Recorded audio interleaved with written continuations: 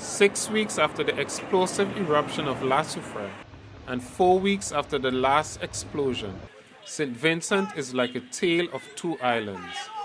In the southern part of the island, the volcano safe zone, life has all but returned to normal, with very little evidence of the destruction in the north. However, in the north, in the red zone, located closest to the volcano, and in the orange zone a little further south, a totally different story. This is Sandy Bay, a red zone community on the northeast coast. Officials have not yet given the all clear for residents to return to these northeast communities full time. They have said, however, that residents can return to clean their homes and other property. That is, for those people who still have homes to return to. Among them is Brian Ashton, who along with his father has been removing 2 feet of debris from their house. Well, actually, trying to remove the sand fan and then the porch here because the river come down and come and flood out the house or something, and so trying to clean here to eventually clear the whole place at the yard and thing. So all of this material was deposited here because of the river? That was river, yeah. Was anybody in the house when this happened? Well, we actually been up here when this happened. You were in the house when No, we've been on the roof shoveling off the ash off the roof. Uh-huh. And we hear the tumbling coming down. So we have to just quickly come off the house and go in the road and just... Who else was here with you? Well, me and my father. When did it happen exactly? Well, yeah, about 11th, yeah. The 11th of May, when you Yeah. had the mud flow? Around time was around like minutes to 11 about it. In the morning? Yeah. You have, from my estimation, it's at least 2 feet of material that you have in your porch here. Well, yeah. How long have you been living in this property?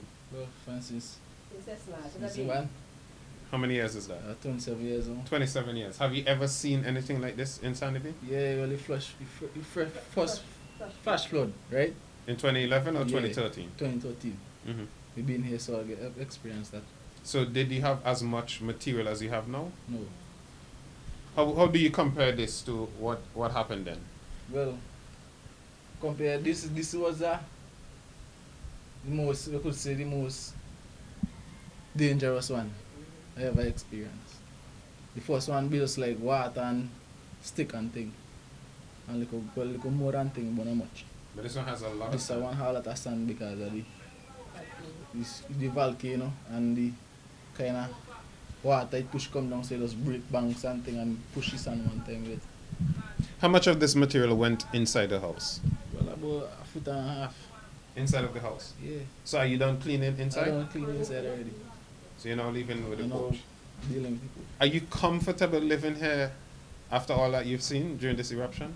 No, but I'm not comfortable living here because if any weather for go on, I got cater for the listen, can't sleep, listen for the river because of the flood.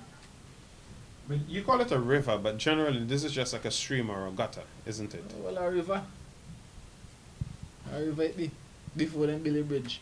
Mhm. Well, this never used to happen. But since they build a bridge, everything get clogged up by a bridge. So the water just flowing over. And When was the bridge built? Do you know? Can you remember? no. But it's during your lifetime. Yeah. It was built after you were born. Yeah. And what about the boulders? Did all of those boulders Come with the river. on the 11th when they had Yeah. this flood? Yeah. Those massive boulders. Everything. Every massive, all them boulders, all them sticks we see there, them come with the river. I guess this must have been a very frightening sight and sound. Yeah, man. Can you describe it? Can you? Most likely, you could feel the place shaking and stone knocking by one another, and then kind of sound.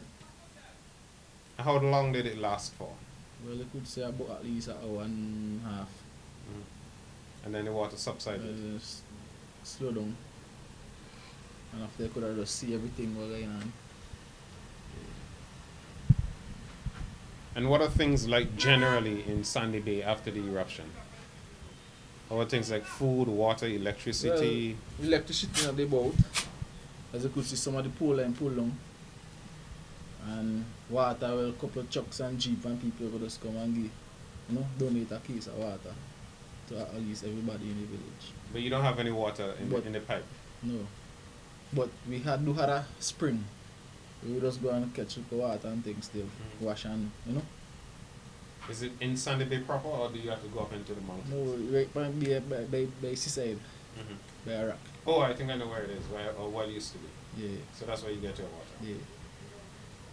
So this is hard work. Did you do all of it by yourself, or did you Well, get no, my father do pee half, me do half. Yeah. We actually staying up here, so the time we had just have to just monitor ourselves and walk until we get ride. So where you staying? Well, normally we don't play Valley side. Clear Valley. Yeah, So you leave from all the way in South Leeward and come up here. yeah. And how often do you do it? Well, actually, partly when we get time and thing else. So we thought them up here. So what time do you plan to leave here today? Well, at least 2 o'clock. And do you know how you're gonna leave? Do you have like a ride or? We walk until we get ride. Then transportation meet we beg a ride until Georgetown. So if you don't get any ride, you walk from Walk here to until- Georgetown. Yeah. Wow. All right, let me not delay you anymore. Thank you very much for your time and all the best to you. Brian's father, David Ashton, offers a more historical perspective on some of these changes. I'm very interested. We're standing here next to this area. Well, there's a river here, Yeah. and there is a large amount of boulders. Yeah. Have you ever seen anything like this? No, sir. Not at all. This one is a real serious one. Trust me. Yeah, for what I see. 'Cause after the Soufriere bloody Friday, you know, we come back the Monday and they on a piece of roof. Trying to clean off some, and that same son Brian, he did it to this end and I was in next end. And in a while I hear Gumbo, so I turn to here, I say, boy, like the thing I Gumbo still and let me do something and move out. But he was seeing more better than me, the riverside. He said, Daddy, he's the river. And he take a thing at it.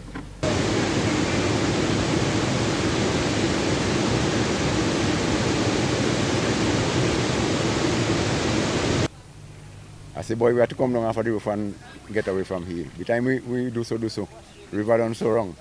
The water right through. When you look water come through. There is a street, you know. There's a street going straight up.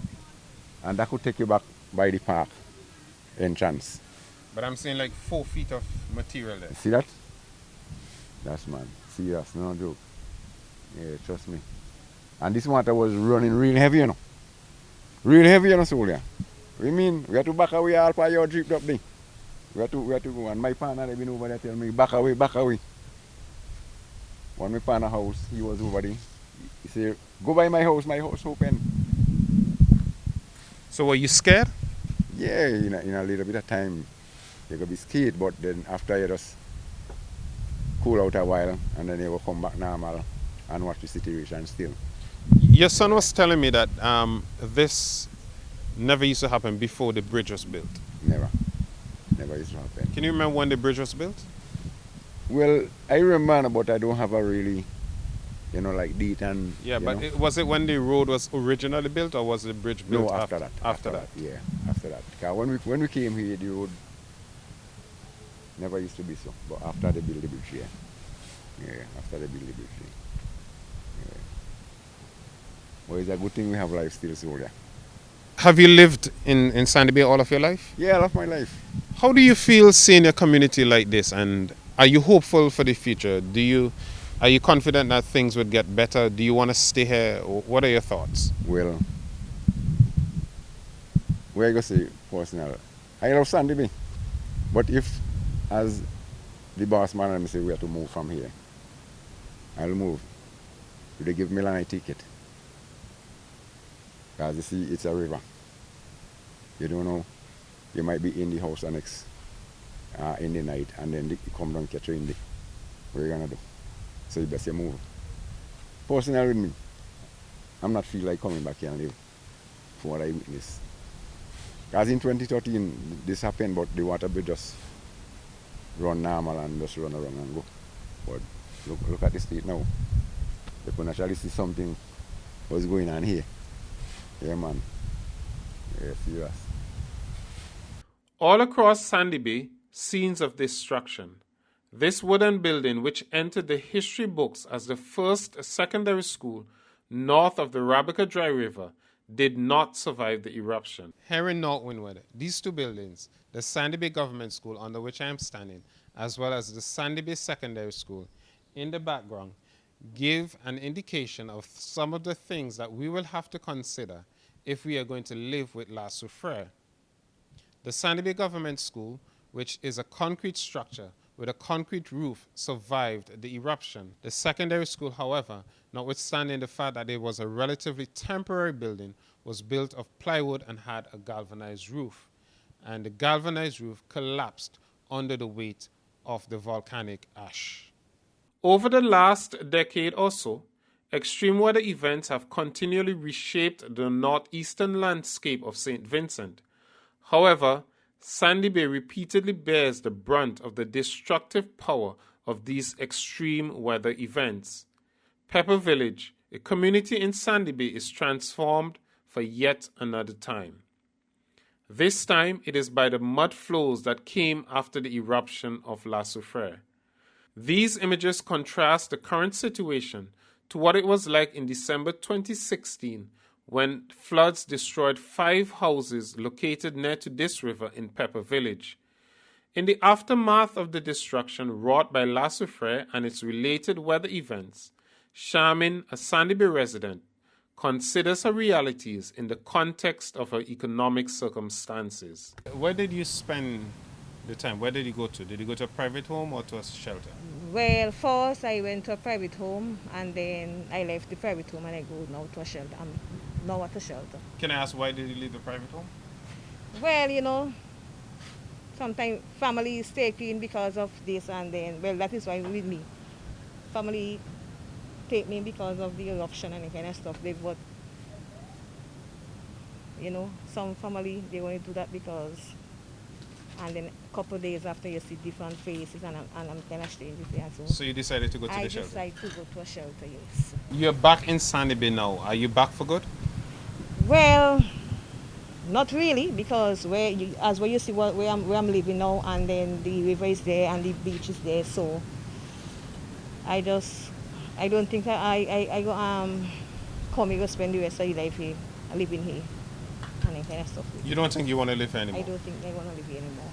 Can you explain why? Because the bay side is there, and then the river is right behind of me there, and this is not a safety place that I should come back and live. You understand? Because when if a hurricane could come now, it's going to be more bad for me and the children and my husband. So I don't think it's safe for me to come back and live.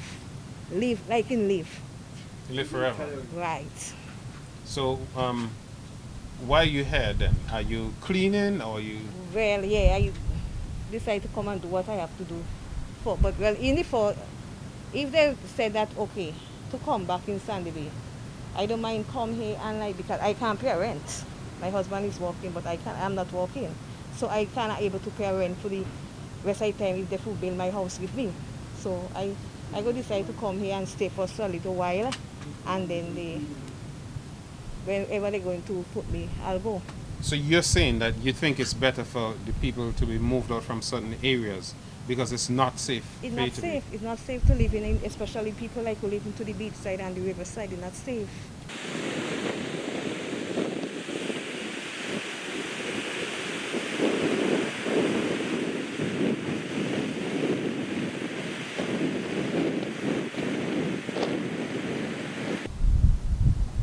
If we had to have a hurricane, some people will be safe and some will not be safe, especially those who live on the other side of the beach and to the river side.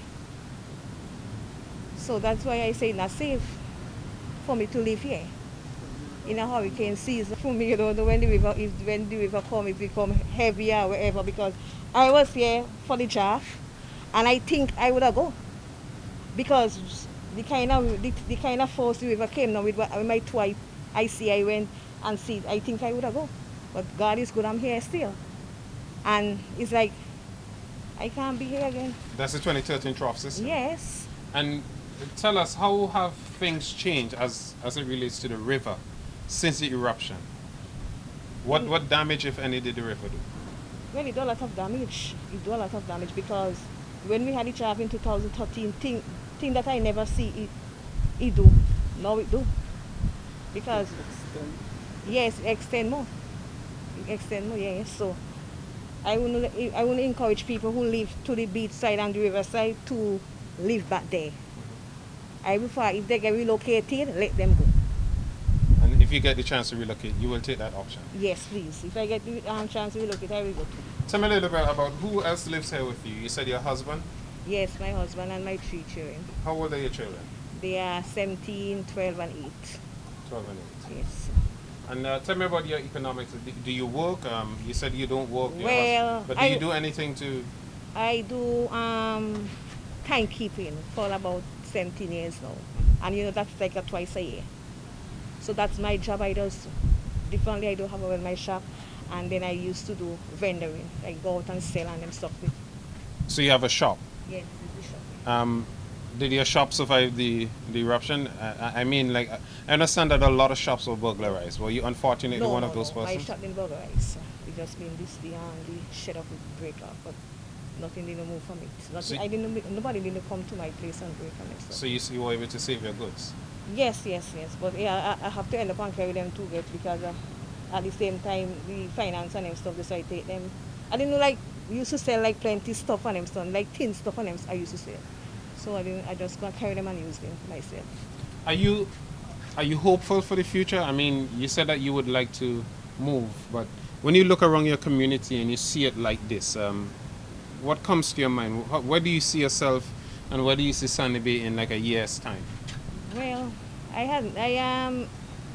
it's right now for me. It's very sad, and you know, and then people they won't like move from Sandy Bay. They won't move because I don't know, but some people will move and some people will not move. Some people just love the community of Sandy Bay. For me, I love it. It's my village. It's where I come from, and I'm so proud to come from Sandy Bay.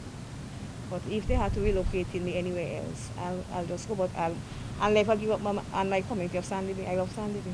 So, in essence, are you saying that people have to make a choice based on the safety? Yes. Based on their own safety? Yes. Because a lot of things going about saying that they should condemn Sandy Bay and that kind of stuff too. So I don't know. Why should they condemn Sandy Bay? You don't think it should be condemned? I don't think they should condemn it. But you think certain people should move from certain areas? Certain people should move from certain areas. Because Sandy Bay is a village. We can't forget about Sandy Bay. I love my village. I'm so proud to be a Caribbean. So. All right, thanks a lot for talking to me, and all the best to you. One other thing though, when are you going to leave today to go back to the shelter? Yes, please. How are you going to get back there? I have my private vehicle. Oh, you have a vehicle? Yes. Okay. All right, good for you. Okay. All right, take care. Okay. All right, thanks. Here in Sandy Bay, disaster after disaster continues to change the face of this northeastern community. Initially, there used to be a road right across this area, but since the eruption of La Soufriere, the road has been damaged so badly that to get from this side over onto the other side, you have to actually drive your vehicle around this area and around these boulders to get to continue along the road, which by the way is covered in a very heavy deposit of volcanic ash.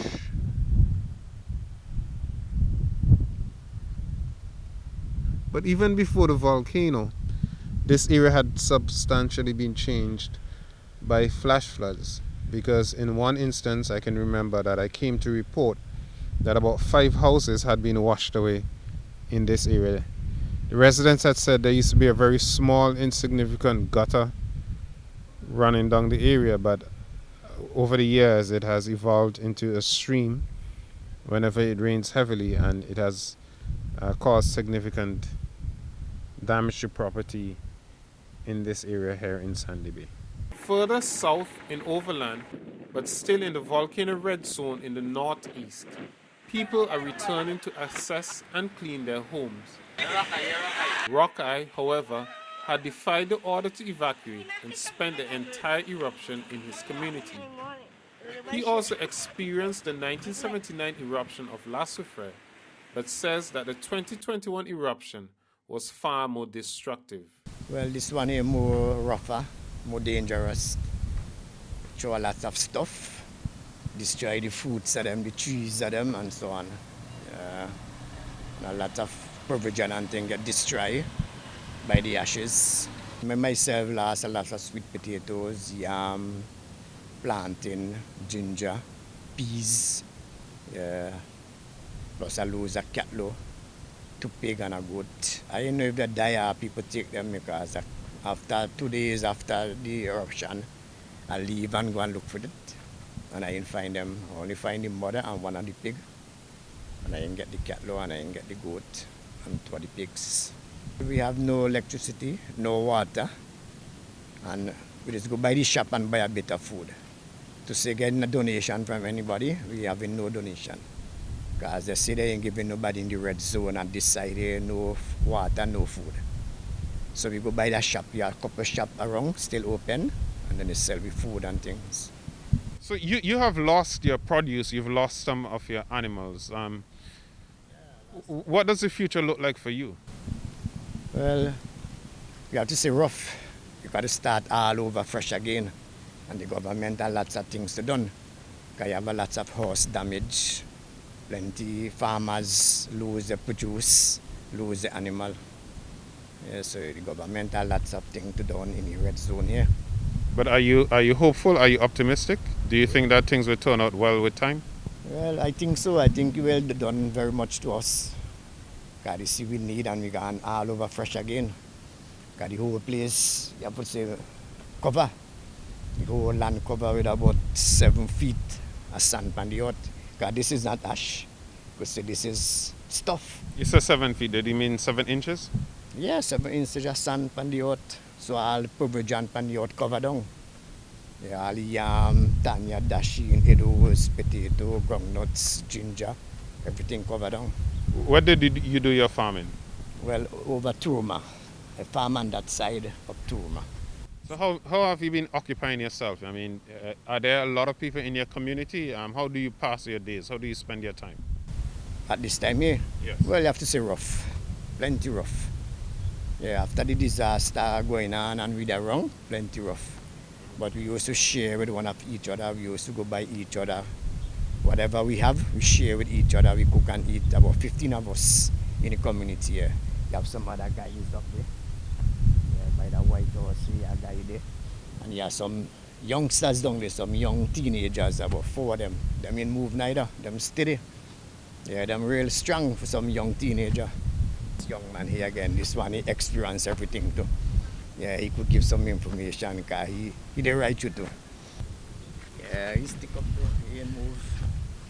So we have a lot of young guys stay around and experience it, but it's real rough. Yeah, real rough this time, better than 79. Just like if somebody was on trees with a chainsaw, just cutting down the fruit trees of them. Yeah, real rough, terrible. That have a lot of rain and some heavy tumbling, real thunder and lightning. And plenty water could fall, bring down the river, them real wicked mash up Sandy Bay.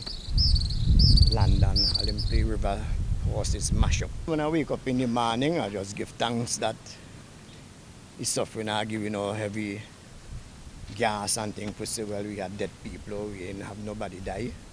Everybody survive. And we still is cook and eat together. Yeah, we share with each other, all of us just come together. Well, after the blowout the Friday, I was in mountain. Then I come down in the afternoon. And I day come in on the Saturday morning, like 10, 11 o'clock. Just like night still, in the day Saturday. So I get a kind of scared, make a upstairs, and I've been to Pampa. The ash, I blow in and the dust. So I end up leave and go by a friend up there and spend the rest of the day up there for Saturday until Sunday. Sunday, I come down and start a brush off up there. So you only been bad like if Friday night, the Saturday was real, like if we have snow, place be real dark, white, can't see no way, have to lose light in the day. Do you think that the eruption has ended? Well, by now I think so, because we ain't getting no grumbling, we ain't getting no earthquake, because we used to feel a lot of earthquake, and we used to hear that grumble, grumble, grumble. So right about now, I guarantee that it's okay.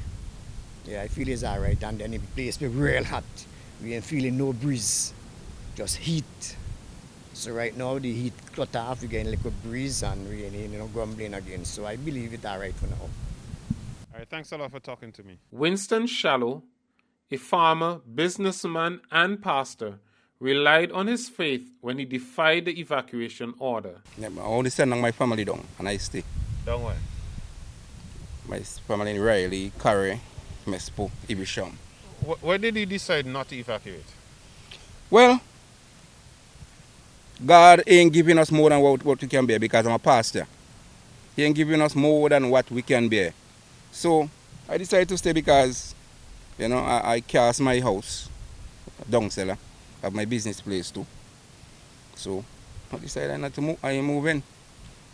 The first night that the suffer make, he cover the whole Sandy Bay, the whole place dark, and then it started to throw down some dust and fine stone coming down. But it clear off for a while. And the major one now, when it start to make big noise now, up in the high up in there that go. Man, and sand and stone start to throw down. Man, you hear panic when it boop, boop, boop, boop, panic when it around me. Sand and stone like joke. Till all around after 2. The whole place come back dark. Come on back, pan the pole and them and so on. And that they carry through the night. I was there outside my shop, they sit down. And some thunder crack. I tell you, by Bayside, like fire. Real rumbling, I tell you. And the sun fan up there coming down like, when rain coming constantly. So the sun coming down. That's why it damaged a lot of houses and churches and so on in Sandy Bay. So it's been 5 weeks or thereabouts since the eruption, and what are things like in terms of your physical needs? I understand there's no water up here. Is there electricity? What about food? They have a spring they call Ivy Spring in Sandy Bay, but it got a good way up. So there we get our water to the spring to wash and drink and so on. But the Monday with the rivers them now, the Monday I just done cook home. So I got a radio, come outside and sitting down and listen to some gospel now. So I feel the whole place just shaking so, and I hear the noise down by the river. So I turn off the radio and I run go down by the river. When I look, I see the water come down heavy. And the way I see it in my vision, when I told my church, it's the same way the river like he was going up the hill. And then he can go up, so he circle down back. And go down back by a river, a house where the government built. In Sandy Bay, a gentleman. And then afterward now I see another one break come down again. Some junk of stone so floating coming down by the water. I never seen nothing so in my whole life. And the water brown. Real brown. So where are you off to now? I see you. Well, where I have my pig farm. And my farm and things. Well, the government tell the farmers then to let go them pigs them. So I say, I like my pig because at the end of the day when I'm ready I can't find them. So I keep them in the pen. So I go down and fetch water and thing and carry them and feed them up and so on. Dogs and so. Where do you go for the water? Well, then you bring a pipe by Raboka. When I go Raboka there, so they are going for the water now. But I used to go along higher lowmans, up higher lowmans water, but it come closer to me now. So they're going. Do you think that Sandy Bay or these areas are ready for rehabilitation for people to come back full time? Well, no way better than home. But I see a lot of people coming in now after the suffering and they cleaning up the home and thing, keep cleaning up the home and so on. Well, nowhere's better than home, but in terms of the physical conditions there, what do you think about it? Well, they need a lot of cleaning up because I understand the government is coming and going to clean from Tuesday. Come in, they're going and clean up the place. I saw on my phone that they're going and start to clean in here from Tuesday, 25th, Tuesday. No young children can't come in here right now. You need a good bit of rain to keep down the dust. But a lot of work, the cleaning up work they do, all through Sandy Bay, all through the village. And also we need some food supply in here, we need water in here, we need wheelbarrow and all those things to clean up our backyard and different things and so on. We need a lot of those. Well, all across St. Vincent, as a consequence of the eruption of La Soufriere, we've heard many people speaking about large boulders that came down in some relatively small streams. And just to give you an indication of the size of these boulders, I came to stand next to this one. I am 6 feet 1 inch tall, and this is just to give you a sense of just how large these boulders are. And we're going to go to the back of it and stand. So this is me from ground level standing immediately behind this boulder, so there's no depth of field reference, and this is to give you a sense of just how huge these boulders are. And from all reports, quite a few of these came down in these lahars, these mud flows, as a consequence of the eruption of La Soufriere. And this one is in Magam, in the northeast of St. Vincent. 2 days later, April 24, on the other side of northern St. Vincent, residents of the Orange Zone community of Trimaka are trying to put their lives back together. The government has given the all clear for residents to return to all but the two northernmost communities in the northwest, Chateaubelair and Fitzhughes. But this Trimaka resident, who did not want to be identified, says that much more needs to be done before residents can comfortably return to their communities. I have no problem in coming back home. But as you can see, look at the walls. Look at the guys, them cleaning the road here still. It's me and pure ladies living here. My husband is not so. You understand what I mean? So he cannot help. Look at the road. Look at the walls. The school haven't cleaned as yet. When the wind blow, I want you to be here to see when that wind blow and everything circulate coming down by me. So I have no problem in coming back home, but the need to clean the look at the state of it with all these ash. My daughter is an asthma case, my grandchild is an asthma case. I can't come back in this kind of situation. The school need to be clean. Nima said that all Orange Zone can go back home, but this is not necessary to come back home right now. The condition is not, it ain't ready as yet. When the wind blow, everything coming into my house. Every time I clean and I go back again, it's pay ash. I can't live in here right now. The condition is not livable. I just want the wall to wash, all those ash and the school, because ash is on the school haven't cleaned as yet. And when the wind blow, it's affecting me badly. If it's inside my house that I don't clean already, I think if they clean in a village, you clean a village entirely, and then you move on to another village. It ain't make any sense to come and clean piece here, clean piece there, and they're telling people to go back home. It can't work. You would need a proper cleaning. Over in Petty Bordel, former MP Roland Patel Matthews attends to a customer at his shop. Matthews, who was voted out of office last November after 2 5-year terms, evacuated when the volcano erupted on April 9. He was among the first villagers to return to Petty Bordel. Yes, sir. How are you doing, Mr. Charles? I'm good, and you? Not too bad at all. Well,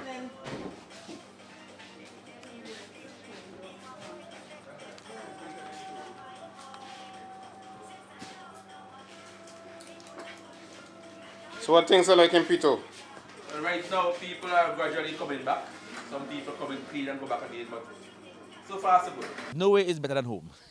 And when the all clear was given that people should come back to their communities, I came back to Petit Bordel. As you know, we are in the orange zone, and I came back, and part of the main reason why I came back is to assist in the cleanup process, because I knew that while people were told to come back, the community was not yet ready. There was too many ash presence on the ground, and that was a problem for people with health problems, especially those with breathing problems, asthma, bronchitis, and so on. And I got some guys together, and we started the process of actually using water brooms, hoses, and shovel and get some of the roadways clean.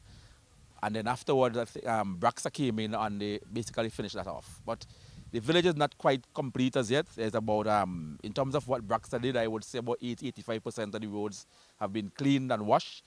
But one of the problems that we're going to face, Kenton, is that not everyone is back home as yet. So their yards are still left to be cleaned. And when that is done, that's going to create another problem because you're going to have people dumping their ash in the road. And that will be another problem to get that clear again.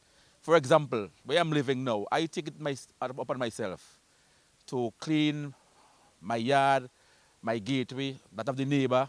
About 4 neighbors I took the liberty of cleaning the gateways because I know that even if I clean my yard and those gateways are not clean of my neighbors, that's going to be problematic for me as well. So I take the liberty upon myself and I did the cleaning of the gateways for myself and my neighbors. So as I said, I also believe that this is a community and we have to work together if we want to get things done properly. If I am back home and I do something, I should also do for my neighbor, even though my neighbor is not around. Because if I am clean and they are not clean, it's going to affect us in the long run. If I to look at it broadly, I can say yes, people could gradually start to return to petit bordel. But there are some of the roads within the community itself, the village roads. All of the village roads are not yet clean. And whenever the wind blows, that's the problem. Now, take for example, the Petit Bordel playing field, the Petit Bordel Secondary School, and the Petit Bordel Tech Work Center. Those buildings and the large playing field area, they have not been cleaned. Whenever the wind blows, the ash from the secondary school is affecting the whole community, and that is problematic. I think I got in touch with one of the ministers of government and I informed them of that problem. But up to this point, I have not seen any action taken.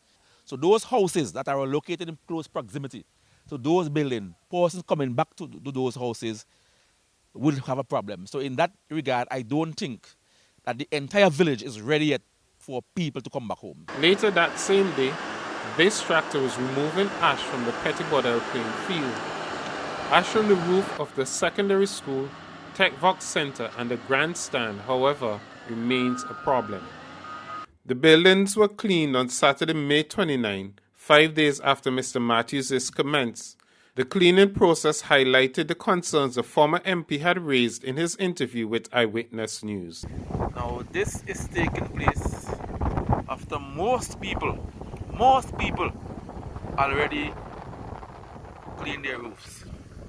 And what we are seeing here now is like what was done before. It doesn't make sense because all the dust from these roofs are going back to the community. I talked about this. I really thought that the authorities would have seen it fit to tackle these buildings first and then do the others, because this is going to be real problematic for persons who have moved back in. The government is yet to give the green light for residents of Chateaubelair and Fitzhugh to return to their community. It is quite easy to see why. At this house, Kalanji, a farmer, and Ninks, a retired driver, are helping a Chateaubelair house owner to remove ash from this property.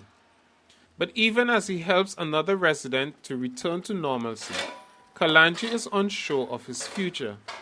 The vegetable and livestock farmer had his farm on the slopes of the volcano. Unless he can get access to other lands, there will be no farming for him anytime soon. Kalanji, I had spoken to you before in the lead up to the eruption, and one of the things I had asked is whether you thought the volcano would have erupted, and you had said yes. Yeah. So you weren't surprised when it erupted? Well, I didn't surprise when it erupted, because I knew it erupted already 79, and I knew you have to get a next eruption. But that day was something to talk about. The Friday was in the hills, letting go the animal them when it started. I think it was a big jet. But when I reach home, we see what coming out. Yeah, surprising to me.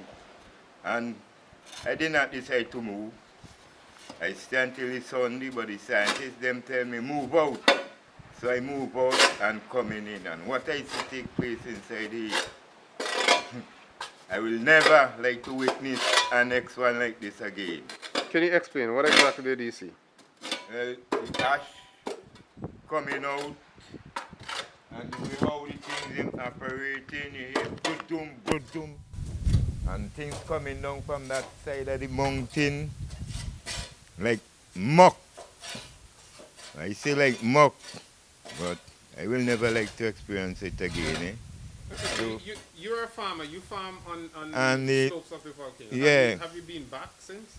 Well, from since I do not reach back because all who farming up they say they can't make it. So I never reach back up there yet. And I show my animal and them die. I show for that. So you had let them go and leave the money? Yeah, let them go and leave them in the place. Because when I let them go, they go underneath the house and cool out and the house drop in. So I know they will die. So how many animals did you have exactly? I have 3 goats and 8 rabbits. 2 mother and 6 kittens. So you're convinced that they died? Yeah, I convinced they died. The rabbit, everything will die. So I see you're at a house here, you're cleaning ash. Can you tell me, are you doing a job? Are you helping out or what? Well, the woman put it control the place. He will give me a little thing, but not a great amount. Drivers call always poor people. Tell me about the moving of the ash. Is it a difficult task? What is it? Well, it's a difficult task, especially with your lungs, when the wind blow, ash get into your nose, get into your eye, burn you. But now the rain come, it keep it down a little, so we could walk as, So is it difficult to move the ash? Is it light? Is it heavy? Well, right now it's heavy. It's heavy right now. But when it dry, it's more lighter, but dangerous. About how many wheelbarrows of ash would you say you guys have moved from here already? Just a rough estimate. Look about there, I go say about 2 truckload and a half, and plus what this again. 2.5 truckloads. And what this again. Wow. And still it ain't finished as yet. What are things like in Chateaubelair generally? Well, things in Chateaubelair generally, it ain't really get back to normal as yet, but with the people who inside there, make it comfortable for you. You feel comfortable, Now because we getting the supply from the government, because food and so on, we feel comfortable. Because we dey buy we home, we could do as we want. We go and cook when we want to cook. We're waiting on people who say, hey, look this, look that. Just so we go with we. Okay, so you're a farmer. That's what you do full time. Yeah, farmer. What does the future hold for you? Your farm was on the slopes of the volcano, and a lot of people when they hear about farming on the volcano, they assume that people plant wheat, but you're planting food and vegetables. Yeah. Well, do you have anywhere else to go and farm? no, other land? no else, no other land else, no other land. The only place I think I will have to go back, by the volcano. Anytime I get chance to go up there, I will have to go back to do my farming. Matthews, the former MP, says that the impact on agriculture is one of the multiple issues that will affect constituents in the coming months. From observation and from what people have been telling me, there are multiple issues. For one, the problem of Chateaubelair, for example, Fituse and those areas, the ashfall on the road especially is still very high. Yes, government through Braxa have been doing a good job, but there's still a lot to be done. Apart from that, one of the main stay of the North Leeward community is agriculture, Kenton, and the agriculture sector in North Leeward have been completely ravished. There is hardly anything left in terms of crops, especially. There are few livestock roaming and so on, goats, sheep, pigs, donkeys, you name it, cattle. But the thing is, some farmers have lost their animals, whether through starvation or some unscrupulous people who came in using the situation to steal people's animal. But apart from that, it is going to be a very difficult task going forward. The challenges is going to be tremendous because people, especially those people who depend on agriculture, have lost a great deal. The entire crops have been decimated and they have to start from scratches. And starting from scratch is going to be a problem as well because of the heavy ash cover that is on the ground. In the agricultural areas, for example, where people plant their provisions, people are not going to clean those areas, and the ashfall is as high as 6, 7, 8 inches before you could dig and meet ground itself. So there is going to be a challenge. Going forward, with the agriculture being the mainstay and nothing's happening, people are going to need resources, financial resources, to get them going over the next several months. And that as well is going to be a challenge. Because as you know, most of the people in North Leeward are persons who are mostly self-employed. And when their source of income have been affected, it's going to be a problem. Look, I have a shop here, for example, and persons in the community that I depend on to buy the stuff from the shop are persons who are self-employed, either they are fishermen or they are farmers of one kind or the other. And without they getting the money, it's going to affect my business as well. So generally, going forward, I see problems, I see challenges faced by the people because of the fact that they don't have financial resources to keep them going at this time. Parliament has approved an EC $118 million supplementary budget to address the impact of the eruption. Matthews welcomes the fiscal package but expresses concerns about how it is to be implemented. There were some guys in the community, we come together and we decided we're going to clean the community, so I made some calls and to some, I could call a name to the Musty Company, even Nemo, Richmond Vale Academy. We asked for barrows, shovels, we asked for rakes, we asked for hoses, we asked for brooms to get the area clean. And we started to do that. Now when Braxa came in, from the government perspective, they came with heavy equipment, yes, and they came with a team from outside the community. And many of the guys were very disheartened because they were saying, look, here we are volunteering, and the opportunity comes now for us to make some money, and none of us are employed. Eventually, some of them were given some short-term contract for one day, to do some cleaning on the drains. But as you could see, Kenton, a lot of work is still needed to be done in North Leeward, in Pettibodale and the surrounding areas, if we are to get back on track. So yes, while the money from government has been passed, 119 million thereabout, and it's a lot of money, but as I said, because of the problem and the many challenges that we have in North Leeward, something more could have been done, especially as far as the communities are concerned. I think that money should have been made available to the communities itself. There are businesses that have been affected, there are farmers that have been affected, and other individuals that have been affected. And there should be a way that resources, monetary resources that is, could reach these people to help them to overcome the obstacles that they are going to face from here on. Elsewhere in Chateaubelair, yet another Vincentian sees that this journalist is definitely not a politician. We take off who is Carlos. We take off Carlos James. You take me for Carlos James? That's God. So how people are taking me for politicians? So? My name is Kenton Chance. I'm a journalist. A journalist? Yeah. Journalist? Where do you go? You poor lady at $10 now. Journalist poor too. I am poor. So a journalist you could give me $10 time rough. So how is everything? How is everything? How is everything? They say they don't know for the comrade.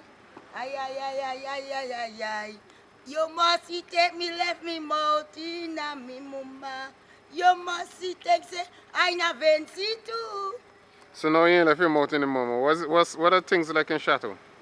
I like how the Soufriere boil down and behave in itself. And I don't want it Europe again because poor people are everywhere. Because some of us, we don't want to then people place in tongue because tongue people fresh.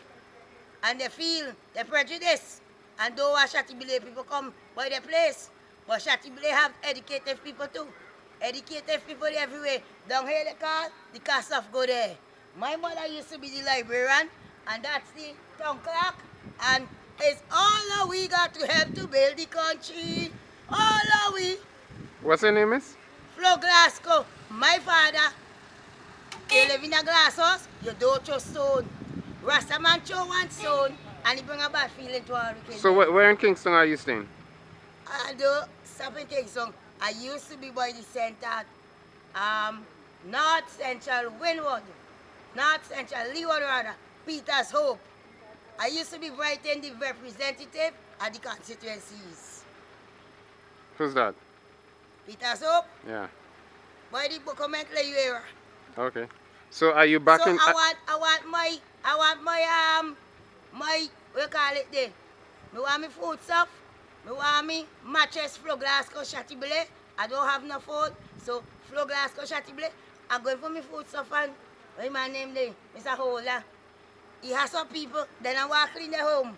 Then I left chatibule and he's so fragile right now after they have a noise, a piece of food had them up there. Let them not go to in the home. Greedy people at the boat. So have you moved back to Chateau full time? I moved back because I went for my medication and I tell Mr. Loman I will want my food stuff because I have no more than no father. Me alone in the valley, me alone. Hey, hey, whoa, whoa, whoa, yeah. And this a reggae ambassador. And we cussing and we fighting for party. But party ain't nothing but we know. We help ourselves and God help you. Every person. Further south, in Rose Hall, the highest settlement in St. Vincent, farmer Lennox Lamkin welcomes the progress he has seen on his farm since we spoke a month earlier. Well, in the last month, the vegetation has recovered considerably, and we still have quite a lot of ash on the ground, but the trees have greened up quite a bit. This is really unbelievable because you could see the amount of ash I still have here, but I'm going to hoe out some of this ash and start planting again. So maybe in the next 2 to 3 weeks, I'm going to start to clean off the ash off the terraces here, and the trees like these, I'm going to just prune them back, and there's going to be a fresh beginning. Absolutely. I think we're going to make things better than it was before. But in the interim, I've had quite a bit of damage from livestock. Well, not livestock, dogs and livestock, because I've had some damage from cattle, roaming cattle, and I've lost all my sheep that I had outside of one protected area in my rabbit pen. Everything I had outside were really killed by dogs. I've lost, well, at this point, the numbers, I thought it was 16, but one of them I've seen with a shorter rope on it, which appears as somebody had tied it, but it got away again. So I'm still in the process of trying to find it. If I don't find it, well, I've lost 16. That has been, boys, is a tremendous loss for me, and emotionally has been very, very devastating. You know, it has been tough. But I guess that is what I have to digest right now, because even at this stage, just yesterday I went down below here, and all the drums that I had there with water, the cattle, people have roaming cattle and the cattle don't have water to drink.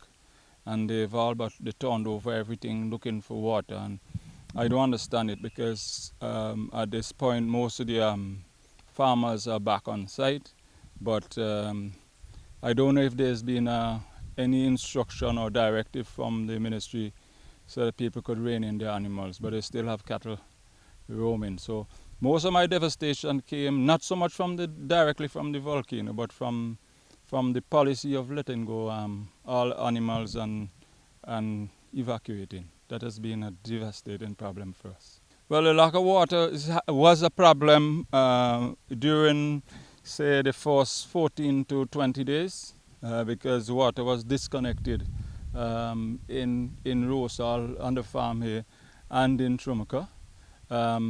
We sort of found some ways around it. I had some water stored here, but outside of that, the Rotary has been very, very helpful. They gave us in total something like 55 water filters. So we've been able to collect water from the taps and filter that and use that instead of using bottled water. So that has really been a big help. And it's been a lesson for me too, because I'm saying in most of our disasters we tend to have water problems, and we ship in a lot of bottled water with the added risk of the environmental problems we have from plastics. And I think it would be far wiser if we would focus on bringing in filters instead. And so that's what I'm doing right now. I got another donor has offered to send me another 60 of the filters. So going into the hurricane season, whoever didn't get a filter during the eruption would get one for the hurricane season, so that it could filter the water. Volcanologists are not saying that the eruption has ended, and it may be months before an all-out, all-clear is given. Lampkin shares their cautious approach. As far as I could see, things have settled down pretty much, but it doesn't give me an impression that it's finished. Because if you look at the edge of the crater, you'd see a line of a white line along the top of the crater, and it's pumping out quite a lot of vapor and sometimes a little bit of smoke on the western flank. So it's a waiting game. We're gonna see if it would eventually blow again, or if this is the end of it. But the volcano is still very much active. But what I'm mostly very cautious about is what is going to happen when the rains really start to fall. Because from my observation, the ash does not allow water to penetrate the topsoil. Despite the fact that the topsoil is very hot, when it rains heavily, you could see you'd pour water at the top of the farm and it would flow all the way down to the bottom. It's not sinking into the soil, because when this washes out, it leaves a gummy sort of sand, and that works something like a riverbed, and that I expect is going to have quite an impact. I don't think you'd lose as much topsoil, but you're going to have some damage done by running water when the rain really starts to fall. I expect also, if you look at the volcano in the background there, you'd see quite some ridges of ash, and all of that I expect would wash into the Caribbean Sea. But even all the other mountains that seem not to be wooded, you could see areas of heavy ash deposits. And I think that is what we're going to have to be, not so much the volcano, but the effects of the ash deposits is the biggest worry right now, going into the heavy rainy season. In the areas closest to the volcano, there is widespread damage to the natural environment.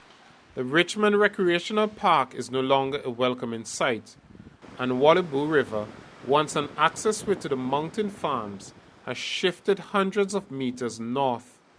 And where people used to wade across its multiple streams, the river banks are now 40 feet high in some places. The sea is now hundreds of meters inland from where it was. With its trees denuded, La Soufriere, once an evergreen mountain, is wrapped in a blanket of whitish-gray ash.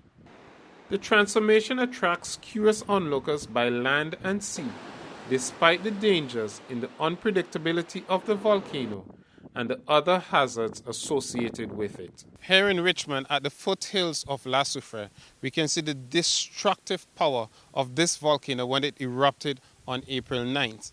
The area where I'm standing, this is totally transformed. What we can see behind us is the remnants of a lahar, a mud flow composed of volcanic ash and rocks, large rocks. This one is relatively small in the context, that came down this valley and completely transformed the seascape here in Richmond. The river used to be just across from me there, but it has moved several meters over, and the whole area is just totally different, and it shows the awesome power of this volcano. And La Soufriere, behind me, still reigns as the queen of the northern third of St. Vincent, as it has for centuries past.